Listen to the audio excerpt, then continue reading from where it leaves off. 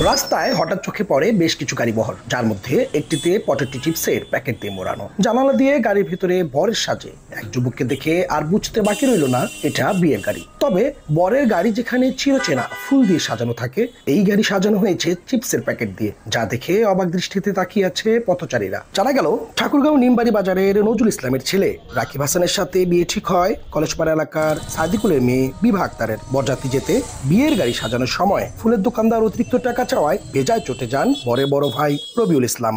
আজকের এই বিয়েটা হচ্ছে ভিন্ন অঙ্গিকে, সকলেই তো ফুল দিয়ে সাজাই। আমার ভাইয়ের উদ্যোগে আমার বিয়ের গাড়িটা পটেটো চিপস দিয়ে আমরা সাজাইছি এবং আমাদের কোম্পানির প্রচারের জন্য মানুষ যেন দেখে যে আরিফা ফুড প্রোডাক্টসের পণ্য, এই জন্যই আমরা এই আঙ্গিকে সাজাইছি।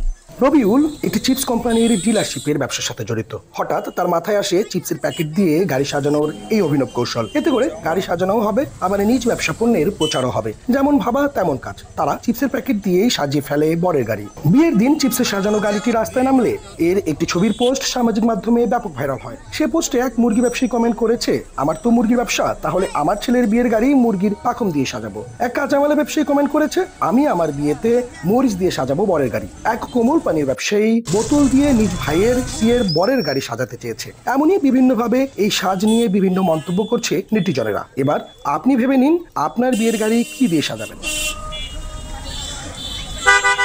মঈনুদ্দিন তালুকদার, হিমেল, তৃপ্ত সংবাদ।